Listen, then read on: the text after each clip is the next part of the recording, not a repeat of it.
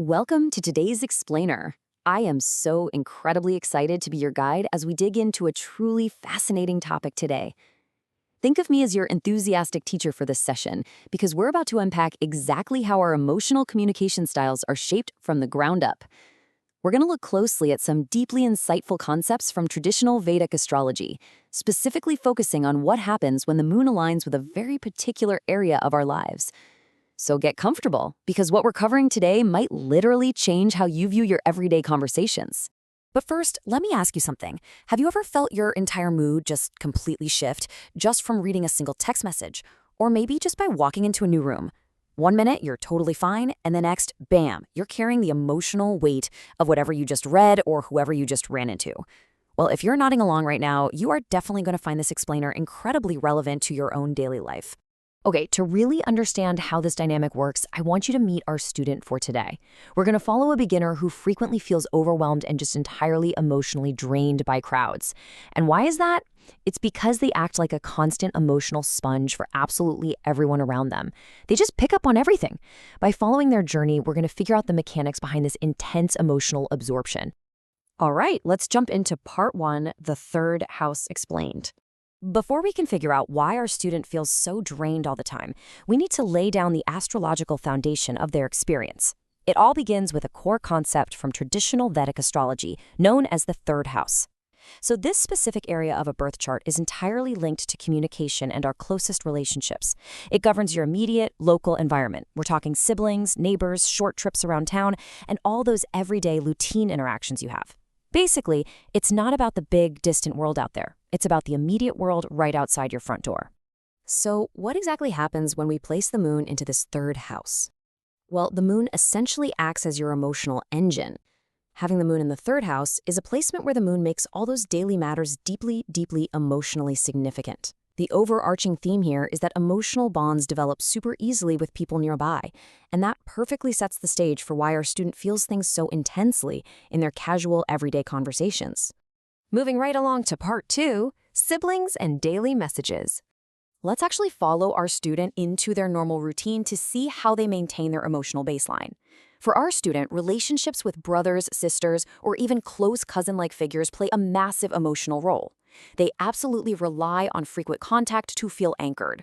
Whether it's daily phone calls with siblings, shooting quick text messages to their close circle, or just staying closely connected through social media, this friendly, warm communication style naturally makes people feel comfortable opening up to them, and in turn, they develop a highly protective nature toward this inner circle. But here's the catch, and it's a crucial realization for our student. Extended isolation feels incredibly emotionally draining, whereas regular human connection brings balance. Because their emotional engine is so tightly tied to daily communication, a lack of social interaction is just utterly exhausting for them. So those small daily messages, they aren't just trivial chatter. No, they are vital emotional anchors that keep our student feeling balanced and secure. This brings us to part three, bonding in the neighborhood. What actually happens when our student steps out of their house and physically explores their local environment? Well, let's look at a specific scenario. Say our student walks outside and bumps into someone on the sidewalk. With this specific placement, quick emotional connections are totally the norm.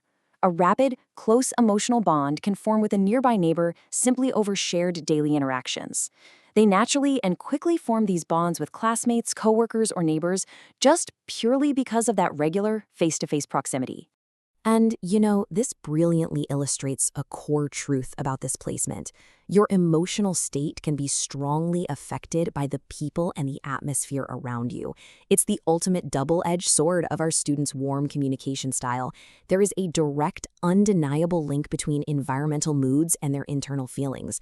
If that neighbor they just bonded with is having a terrible, incredibly stressful day, our student is highly likely to absorb that exact emotional state as if it were their own. Okay, part four, memories and shifting interests. It is vital to understand that our students' emotional landscape isn't just about what's happening right now in the present moment. Think about old neighborhoods, past schools, short trips you took as a kid, or deeply familiar environments. These local places carry massive emotional significance. Past memories of just walking down a specific street or taking a short familiar trip strongly influence their current emotional stability. Basically, their local environment is quite literally a map of their emotional history. And because the moon itself is naturally changeable, always waxing and waning, the students' hobbies and interests actively evolve alongside their moods. They might start in phase 1 with emotional storytelling, like writing or content creation where sharing personal experiences just comes naturally.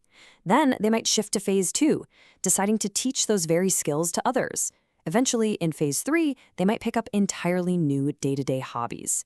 Their communication style is constantly adapting to reflect their shifting emotional needs over time. Finally, part 5, shifting to higher expression. This brings us to the real climax of our students' journey, the moment where they consciously decide to take control of their emotional communication. To make this evolution perfectly clear for us, let's visually contrast the typical lower expression of this placement with a much healthier, higher expression. The most crucial point is understanding where they actually started. In the lower expression, the mindset is, my emotions fluctuate based on what people around me think, say, or do. Our student used to be totally stuck in this state. They were acting merely as that sponge we talked about, passively reacting to the local environment, absorbing a neighbor's stress, or shifting wildly based on whatever mood their siblings were in that day. But through intentional self-awareness, they shift into a higher expression. I create meaningful connections through communication, curiosity, and everyday interactions. Notice the active voice there. Instead of just helplessly absorbing outside feelings, the student is now actively utilizing their warm, approachable communication style to consciously build meaningful bonds. They are driving the interaction with their own curiosity rather than just reacting to whatever's floating in the atmosphere. Now, before we wrap things up today, it's very important to impartially note a standard astrological caveat. While the foundation of the third house we've explored today is absolutely crucial, the final real-world result always depends on the moon's specific sign, its strength, its aspects, conjunctions, and quite frankly, the entirety of the overall birth chart. We're looking at one very powerful piece, but it's still part of a much larger puzzle. And that brings us to the end of today's explainer. We've journeyed with our student all the way from being a passive emotional sponge to an active creator of deep, meaningful connections in their local environment. So I want to leave you with this final empowering question. How will you use your daily interactions to shape your emotional world today? Take a close look at your own inner circle and see if you can spot these very dynamics at play. Thank you so much for learning with me today, and hey, stay curious out there.